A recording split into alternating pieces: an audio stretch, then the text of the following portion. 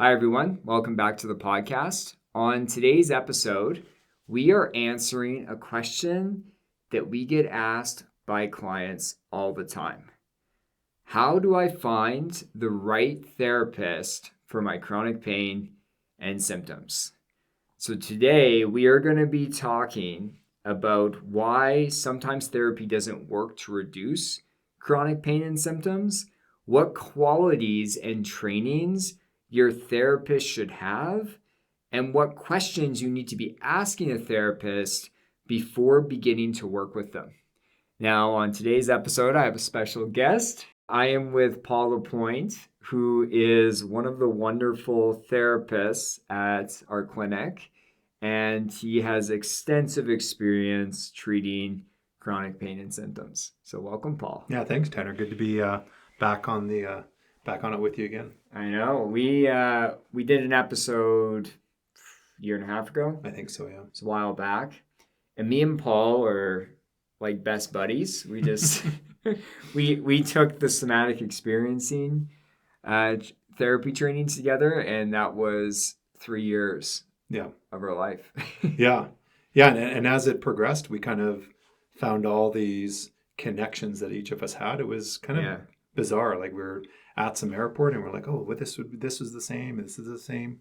Like a lot of shared experiences. Mm-hmm. And we both, for the listeners, we both recovered from chronic pain. So we have that in common. Mm-hmm. And when we think about this, it's interesting because as therapists, I think you and I share a lot of similarities, but there's also differences in the way that we practice.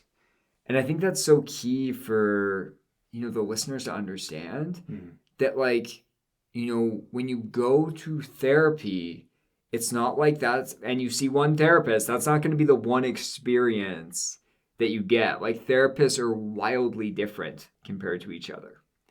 And especially with chronic pain and symptoms, we see that, hey?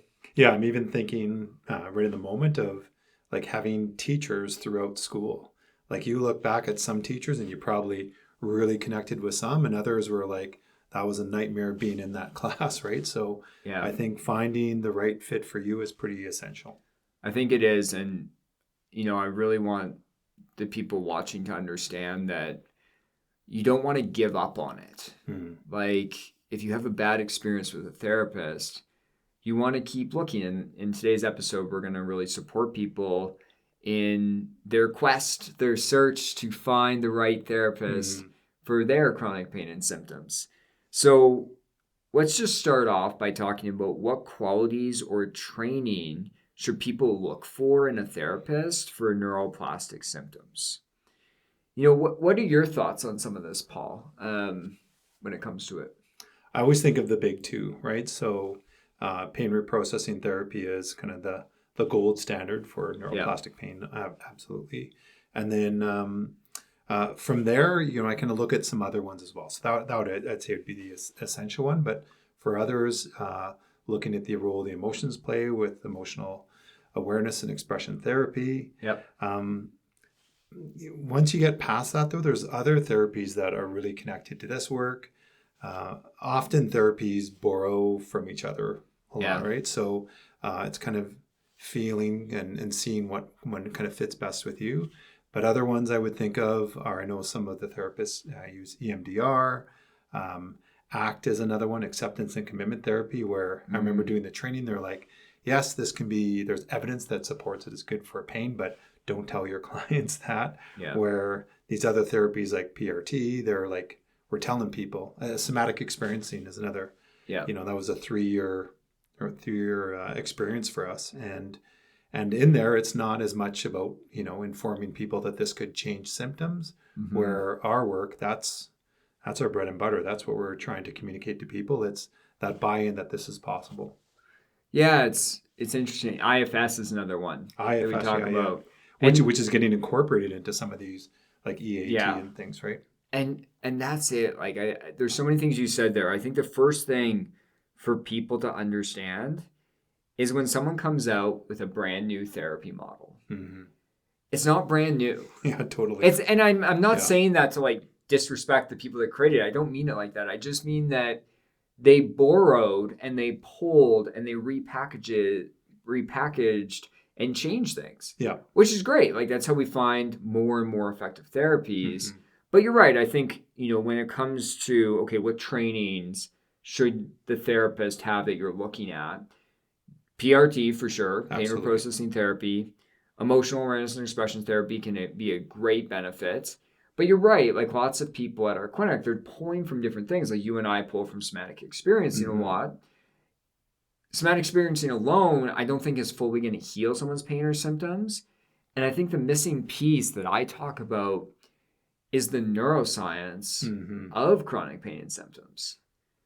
Absolutely. If you don't have this awareness or belief that the symptoms could improve, you can do the best therapy in the world and for sure process trauma or work on boundaries or whatever, the things that you're hoping to work on, sees improvements there. But if you don't have that knowledge that my symptoms could actually get better, it's something's missing there. Yeah.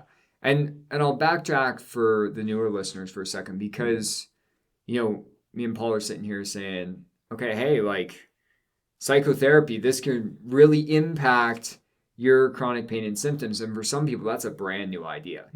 They're like, what the heck are you talking about? Because we live in this very medicalized society. So people just believe, okay, if I want to heal my pain or physical symptoms, I need to do all these different physical assessments and treatments.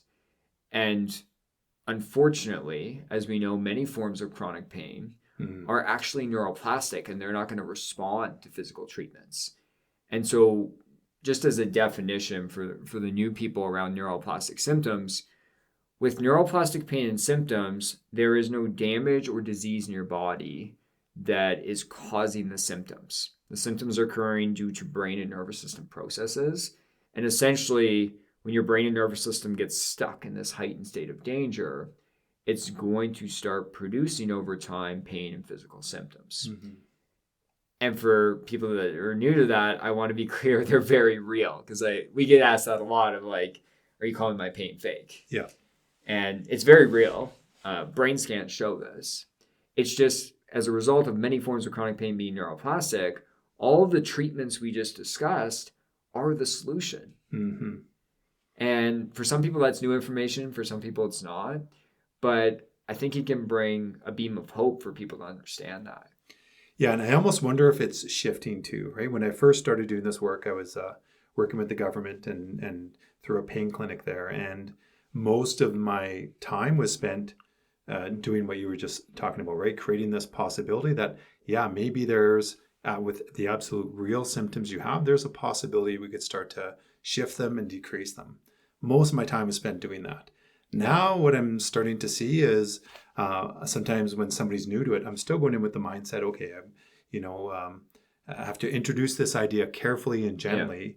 And people are like, oh yeah, that makes sense. Yeah. So I'm seeing a bit of a shift. I don't know if it's just my own experience, but that shift seems to be taking place. There is a shift for sure, because you've been working at the clinic for 3.5 years now.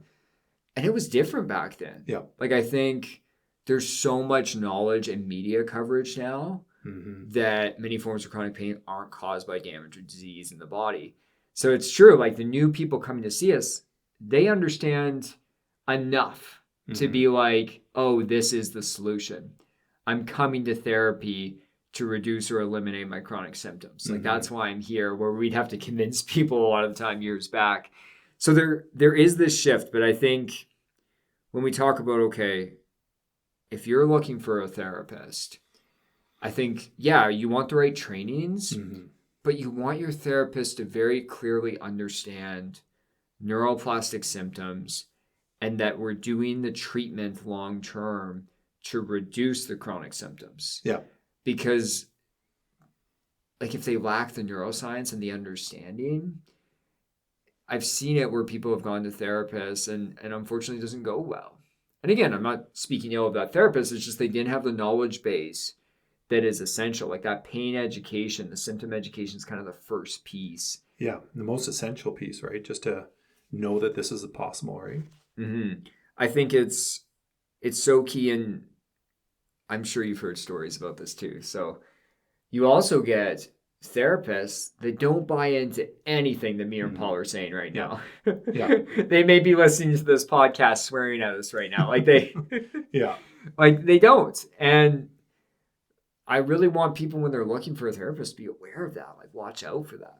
Yeah. And again, the other side I would present is like when we were in that somatic experience, it was massive, ended up being a really massive group by our third year. And people were coming up to us often asking about the type of work we do. It's, I think you're right. There's still some therapists who would be like, that's beyond believable. And then others who have like had some experience or heard from their patients or other people. It's, we're on the leading edge of this. I keep reminding myself of that, right? When there's any of that kind of backlash against like we should be focused on coping as opposed to improving symptoms, which is traditionally the way, pain management is done in mental health therapy. And because we're on the leading edge of this work, it's a transition period. I think that's still happening. It is. And you see it all the time. I'll tell you a story. This is a rough story. I can laugh about it now, but it was not a great moment. So this was like when I had pain. So we're talking probably 2.5 years into pain. So I was like not in a great place. I was, I was struggling and mental health wasn't great. And I was going to see a mental health therapist. And I saw them for quite a while. And I remember closer to the end of when I was meeting with them, because I probably met with them for a year. And I was starting to learn about some of this mind-body stuff. I was starting to learn about the neuroscience of chronic symptoms. I read Dr. Sarno's and Dr. Schubiner's book, and I remember talking about it very excitedly. And they were like, all of that's complete BS. Like they shut it down. It was an interesting move as a therapist, unfortunately, where it was shut down. And, I think it's so important for us as therapists to understand the power in our words, because people are coming to us, they're being vulnerable, they're opening up emotionally.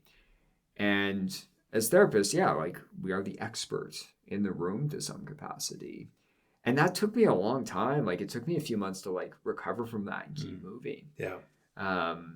So it's such a common story, right? Like so sometimes mental health therapists, sometimes other practitioners, right? I remember I saw a podiatrist who was working on my feet and I'm whatever with my age, but he's like finally just said, well, this is just something you're gonna have to live with the rest of your life. And I was like, what? I'm gonna be in this amount of pain where I have to be like using crutches and not being able to walk. Like it's those messages can be so influential. And as you were sharing your story, it made me think so many times clients come to me with some things I probably don't subscribe to, right? Like some types of treatment that would fall outside of some evidence-based work. And, I'm still honest about it. I'm like, well, that's things I don't know much about that area. And, but what I do know is this, right? So not shutting down people when they're building hope about something, right? I still want to make sure there's, the work we're doing is in line with our models, but that openness I think is important too. Yeah, well, I think that's it is, we're talking about this. It's like, sure, you need your therapist to have the right training. You need them to understand neuroplastic symptoms, but you also need them to believe in it and believe in the treatment. Yeah. Because if those things aren't met, it's going to be a really bumpy therapy experience. Totally, right? And I think about kind of flexibility in there too, right? Of we're also open to the fact that it could be a mixture too, right? I keep reminding myself of that because when I first started this work, I was so gung-ho on neuroplastic symptoms, and you really do see them everywhere. Yeah. And as soon as clients get bought in, then they're like, I'm seeing with this friend and that friend. And so knowing that there are these neuroplastic symptoms, and for some people, there's also a mixture of some structural stuff too. No, I think that's an important piece because I think for so long early on in the movement, it was very much seen as black or white. Yeah. Yeah, absolutely. Which, again, I get why a lot of people got there because, there was this idea of like, you need to fully believe. But as we know now, like, I don't know, lots of my clients don't fully believe it at first. They're open enough. But you're right. Some people have this mixture going on.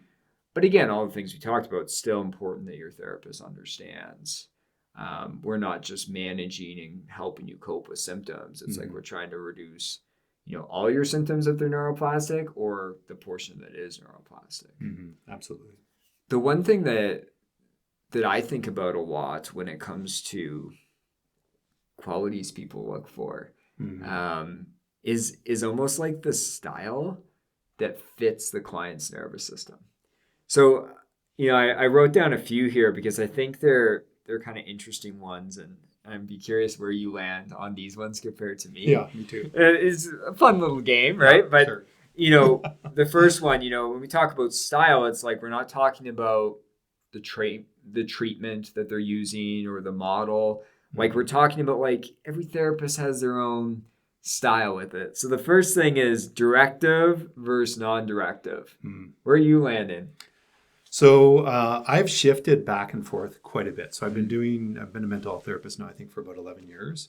And when I first started, I was probably the most non-directive person you can think of, right? I would just be like fully client-led, and just wherever that, I'd just kind of be there listening and validating and supporting. And then as I came to this work, it really shifted me, especially the emotional awareness and expression therapy. That piece there made me so much more directive. Yeah. And the feedback I got was not only the results that I found, but also the feedback is often clients were saying, I'm just not used to this. This is really helpful. Yeah. I'm just not used to, kind of, it was still collaborative, but it was this, we had a purpose.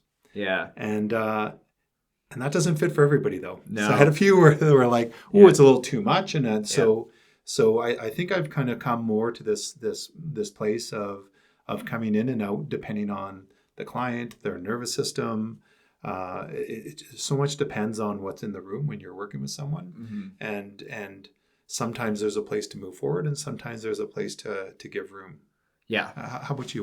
What's your thoughts? Well, I think you hit on a good point there that like, even though we're saying directive or not versus, non-directive, obviously any therapist, any well-trained therapist is going to be somewhat flexible with the person.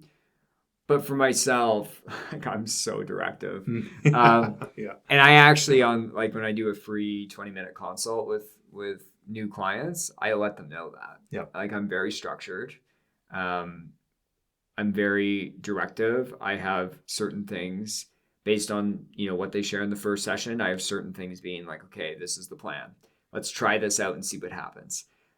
Over the years, as we did more somatic experiencing, I became less directive. But I would still say I'm fairly directive. It's interesting because Anne, my wife, as you know, but maybe the listeners don't know, she's so non-directive. Like she is so flowy in her style. She's using all the treatments that we use, but it's very free flowing. And for some clients that works beautifully. So it's just important to know that. I think the other thing is, talk focused versus body focused is a big thing, right? Like, is your therapist more cognitively talky, or are they having you drop in your body and feel sensations? Like, where do you land on that one? Again, I think it's shifted over time and even shifts within sessions sometimes. Like I do believe the somatic experiencing kind of idea that sometimes people just at first need to tell their story. Not always, but sometimes they often talk about the physiology or the as opposed to the psychology, like what's happening in the body as opposed to always the story. But through the training, like initially I thought they were saying like, you never go to the story. And that became flexible there too. Sometimes people just need to tell the story first. And then usually I'm kind of going back and forth between the two, to be honest, is like, okay, there's the story here. Can we pause? Can we tap into the body? So again, it's shifted over time, but now it's more of both, I think, for me. You're a bit of a mix. Yeah. I would say that I'm a mix as well. Like I do a lot of somatic work with people. But that being said, like with some clients, I've been more talk focused. Like if I really think about it, part of that's meeting the person where they're at. But I think having both is really key. As we know, I think with this work, a lot of these therapy models, like there is body focus, there is focus on emotion, there is focus on nervous system. So I think like a pure talk cognitive, like I think you're getting closer to like CBT ACT, which without the mind-body education within that, we know has poor outcomes for actually reducing pain and symptoms in comparison to pain reprocessing therapy or emotional awareness and expression therapy. So I would tell people like, like a lot of clients are more comfortable with the cognitive, but to kind of stretch and start to lead into the somatic a bit at the very least. At the least, right? Because some people are, again, I've flexed so much with that. But like the start, it was all talk therapy when I first started my work. And then as I came into this work, it became so much more somatic. But I think the importance, and I think I shifted a while ago thinking, well, there is the role the mind is playing in how that impacts the body. And I think the combination of the two, for me, seems to be a good fit as well. Yeah. Last one I want to talk about, different styles here. Reassuring versus challenging. I think I know where you land. I'm curious. You guess me and I'll guess you. I think you're more challenging. Not that you're not reassuring. I just think you're more of a challenging therapist. Okay, well, I'll come back to that. For you, I would say challenging for sure. Okay. Am I right? Yeah. So for me, like challenge, and I'm careful with the word challenging because people are probably like,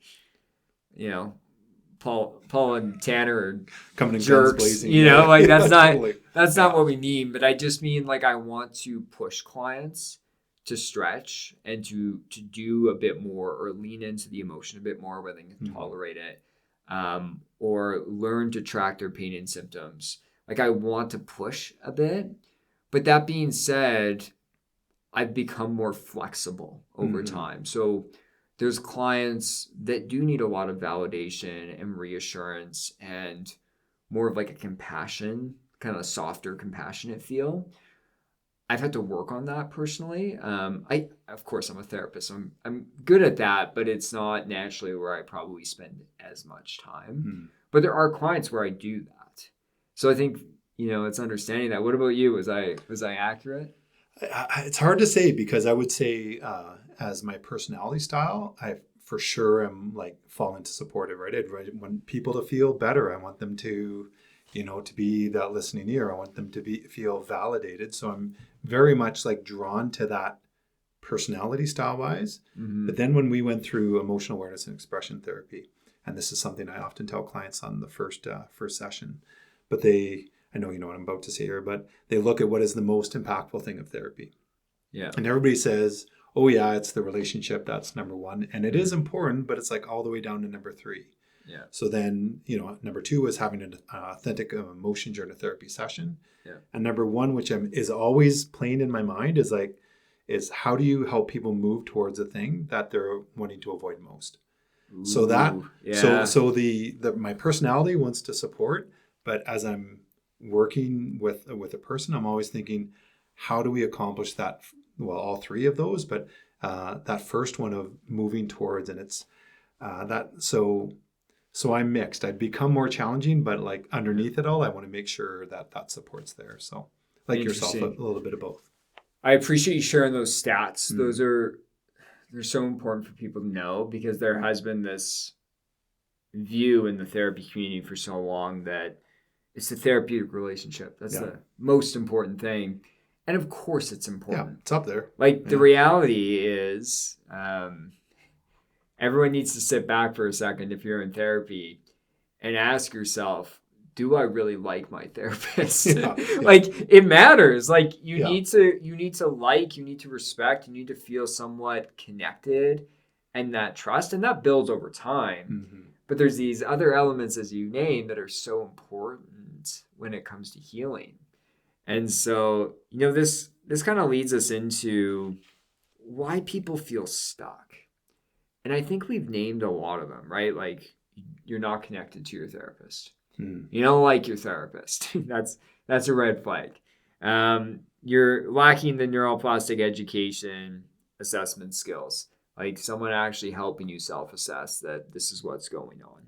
And I think as you have mentioned, like the lacking of the somatic and emotional skills, where we're helping a person be more in touch with their feelings, be more comfortable with them, learn to express them, and learn to feel safe with them. Are there any others, Paul, that you would say where maybe there's other reasons that people start to feel stuck outside of those three, or are those the main ones that you see?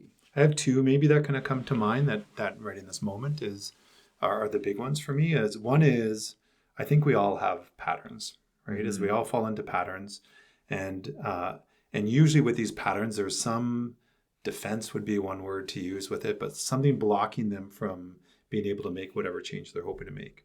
Or you already mentioned one earlier, right? It's often people go up in their minds and just think instead of feel. But these defenses, they're real obstacles for people. They're as they would be for me, right? I often tell my clients, if we were to switch roles here, you'd probably be able to see some of my patterns that are coming up, right? So to be able to work through those patterns is probably I think that's the skill that probably takes the most amount of work, most amount of experience with, is because it varies so often with people. Like it changes from day to day, person to person, and it's hard to kind of navigate those. So I think those defenses would be one. And then Let me speak to that for a sec, because I think that's a great point. Of those defenses or ways of coping that people have. Ooh, they're sneaky. Yeah, they sure are. They're sneaky. My own are sneaky. Yeah. They still sneak up on me. Yeah. I've shared openly on this podcast of I can get really intense. Paul has seen this. I get really excited, really into something, and then excessively do something. And even though I probably have said that on this podcast 300 times, it still happens to me. Like a couple months ago, I remember I was getting really intense about this project we're working on. And after like a day or two, and let me go, then she stopped me. She's like, "What the heck are you doing?" Like, you know what I mean? Like, it's just like, I didn't realize. I've gotten better over time. But even like, I want clients to know, like, even sometimes as a therapist, it's hard to see at first. Because you're figuring out, okay, like, how is someone coping? And is this helpful or unhelpful for them? Like, those patterns are tricky. Oh, yeah. And like you said, in a therapy session, like both ways, right? Sometimes a client is like, you can tell they're not wanting to go to a difficult emotion. And I have those patterns too. I'm like, I don't want to go there either. But then I think, okay, what's going to be most helpful here? So they can sneak in ways that make them difficult to not only work with, but see in the first place, like you say. Yeah. What was the other one that you wanted to mention? I always keep thinking that this work is complex, right? Is like we've talked about the people that come to us and they've never heard about neuroplastic pain before or symptoms, and then there's people who are like know every book, every line that's ever been uttered, and like the complexity of the conflicting messages that are out there too. Like everything we're saying here, people probably can find an opposing view of that out there, right? And I think it's true in the neuroplastic world. Is there's like, you don't do any physical treatment, or it's okay to do some physical treatment. It's just so much conflicting information. The causes behind it are so complex. So I think that complexity issue, sometimes it's more straightforward. That's true.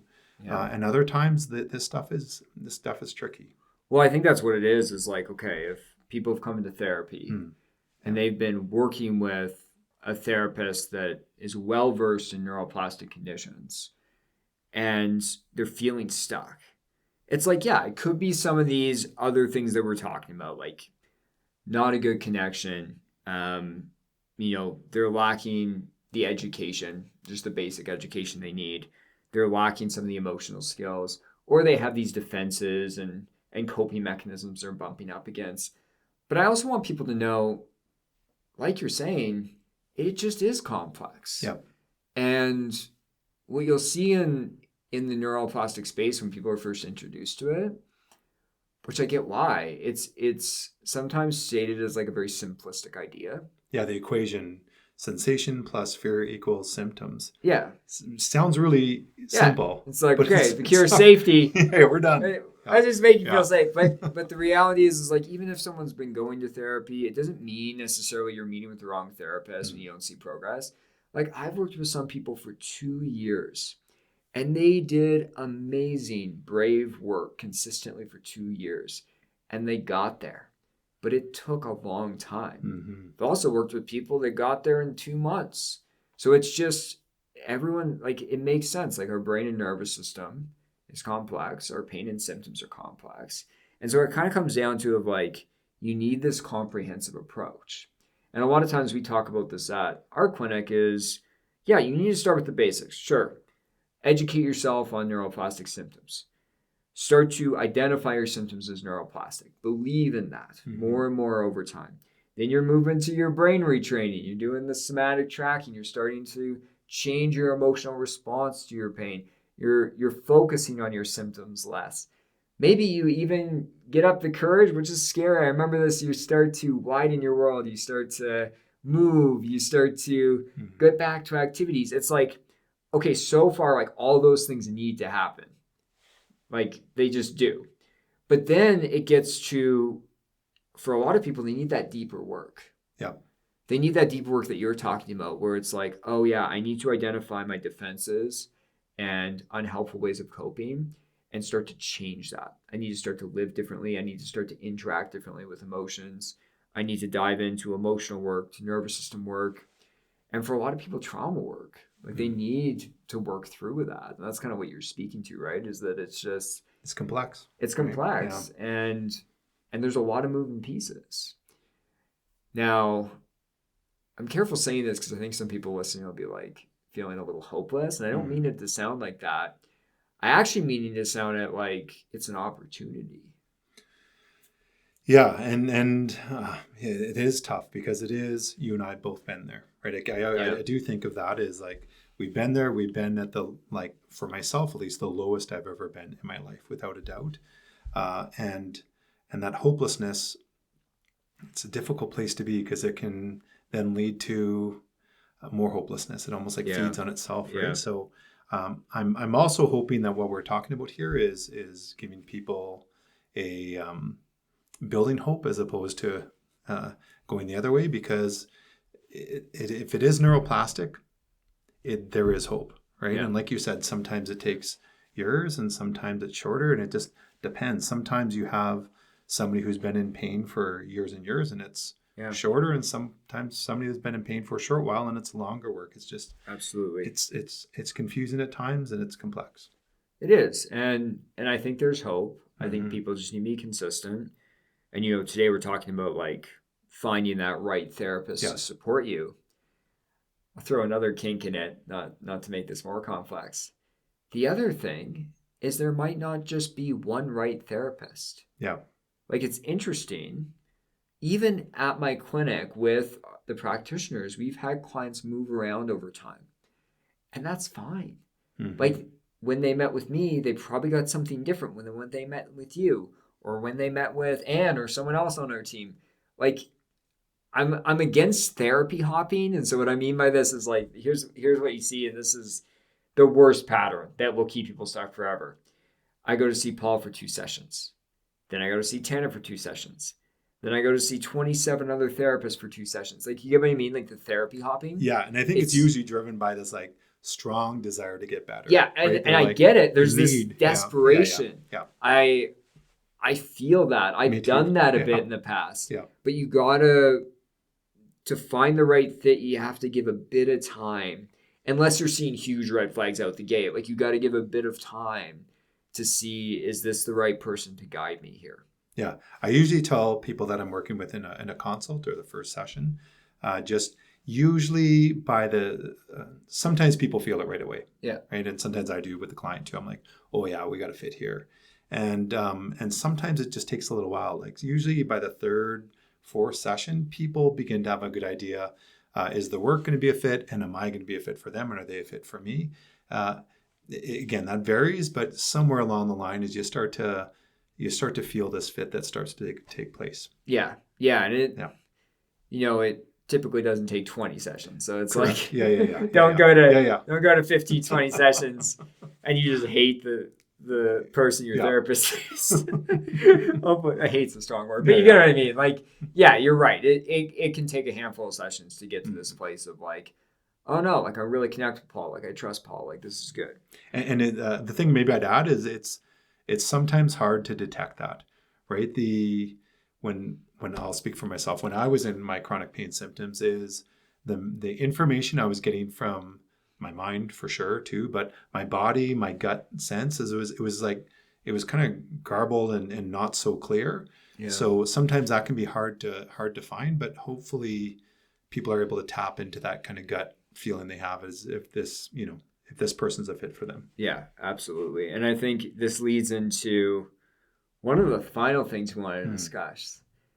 And I think I love when new people come and do this, is I want people, when they're coming to meet me as a therapist, to ask me all sorts of questions. Because I think it's so vital, and some people feel like they can't do that.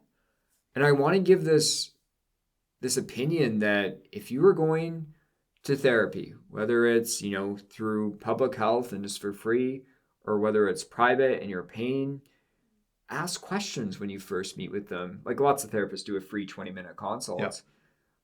It's not just so that we as the therapist can make sure you're a good fit for the treatment, because that's part of it. Like ethically, we want to make sure, oh yeah, like this seems like it's matching up well enough that we can continue. But it's also so much for the client to make sure that the therapist is a good fit for them. Yeah, it's both, right? It's both. And like there's specific questions that people would probably want to ask, as we've talked about. Okay, what are you trained in? Mm-hmm. I've even had clients ask, it's a little bold, but I find it funny. It's good. Can you explain neuroplastic symptoms to me? You will know right out of the gate if that therapist knows enough about this for you to feel comfortable. Mm-hmm. It's like such a funny way to do it, right? But it's good. Like, is then like, oh yeah, they understand the neuroscience. Would there be other questions that you would think would be important for someone to be asking early on? I wonder about that style piece, right? Like it's what's your style in therapy? I think that's so important because, again, one of the things that, been going through it myself is I have some of these personality traits that are common. So it's kind of, it's enjoyable work, right? I often think of the people I'm seeing are like overly conscientious sometimes and kind of got this desire to be connected to other people, avoid conflict. Yeah. So I'm meeting like some of the nicest people in the world. Yeah. Right. So probably what's helpful is to sometimes look a little beyond that and saying, okay, yeah, I can try to make a connection with this person, but what do I need? Right. So some of those things we talked about before, are you directive? Are you, is your style, are you, do you kind of like to create space or silence, or is it like one thing after the other? Is there lots of structure or not? Right? Are you challenging? Or reassuring? Yeah. So finding those things out and kind of how that fits for you. Mm-hmm. I think that's knowing that ahead of time is helpful. If somebody doesn't ask the question, I'll always say it anyway. Yeah. But it's helpful for people to ask that question. Yeah, it's helpful for the ask, or if like clients know what works for them. Yes. Like if they've been to see 20 other therapists before and they know like generally what works, that's so helpful when someone comes in and says that. Like I had someone recently be like, I need a lot of reassurance. I need a lot of reassurance that this is what's going on for me, that this is neuroplastic. Yeah. And usually I give that, but it's helpful for me to know, oh, that's really important for you. So like I'll save time each session to give you like a burst of reassurance. Like those things can make the therapy experience so much better for a person. Because as therapists, we can't read people's minds.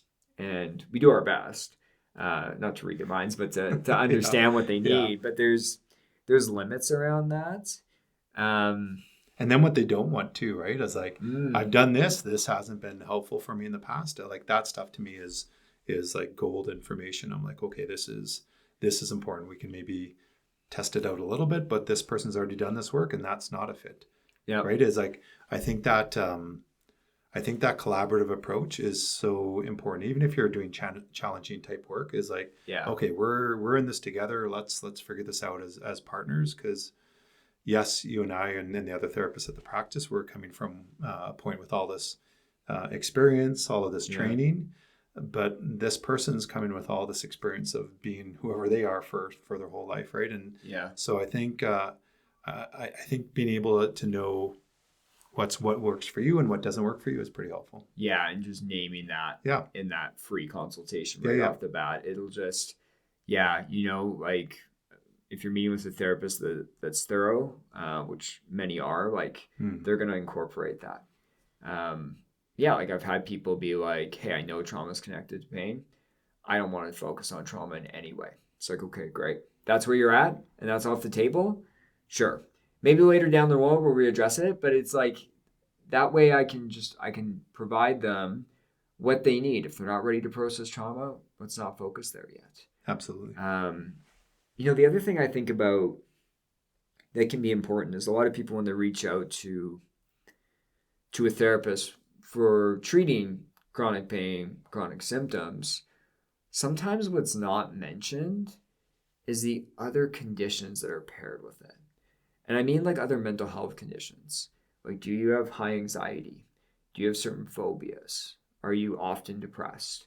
Do you have OCD? Do you have an eating disorder? Is there other things like mood disorders like bipolar? Like these things are so important for your therapist to be aware. Especially at our practice where there's multiple therapists, and some therapists we have are trained highly in this area and others, right? There's, I agree. I think that's pretty important to match that up as well. Yeah, it's missed. It's missed a lot of time because people are so focused of like, I need to heal my pain and symptoms. But it's like, if you just like share a bit more, if the therapist doesn't ask during that consultation, like if you just share a bit more of like, okay, what are the other things occurring around my pain and symptoms? Can be so beneficial. So I think in closing, I think it's so important for people to not give up on therapy. I think we both would agree on that. Yeah, one bad therapy, I don't want to say bad therapist, but one bad experience or not a fit, right? Because that often happens is and I think we do see that sometimes. There are people that have tried other things, this hasn't worked, and then they find the right match with us somewhere. Yeah, it's just giving it some time, understanding, right? That finding the right therapist and the right approach, it's going to take some time. I often think about it like trying medication for anxiety. Yeah, that's a good comparison. Like an SSRI. When people want to go try medication for anxiety, they're meeting with their psychiatrist, they're meeting with their doctor. It's a bit of trial and error. It's like, okay, we know, here's I don't know enough about medication, but I'm sure they have a list of like, okay, these are the 10 things, these are the 10 medications that are most effective. But it's rare out the gate someone just like, that's the medication. It works perfectly for me. Like it takes some exploring. It's the same with therapy. It's like it'll take some playing around with for you to find the right fit. And Paul, you could be their right fit. It's possible. I could be that, right? Yeah, there's I think of myself and the other therapists I've met through the organization, through the practice. I've had so many good experiences. Like I think when I first met Alex, he like mentioned something about this metaphor that I still use today, right? So there's like phenomenal therapists, myself or other ones out there as well. Yeah. You'd be a great therapist, Paul. Because of our like similarities, be a great match. Yeah. You can't. Well, we kind of been that way for each other through all this training we've been. I know through all the trainings and the travel. Like me and Paul have been on many trips together. Yeah, we've been taking airplanes to different places. Which has been very fun. So I really do appreciate you coming on. Yeah, my talking pleasure. about this. I think this is a really important piece. If people are interested in booking in with Paul, I'll make sure the link is in the description of this episode. And thank you everyone for listening, and I will talk to you next week.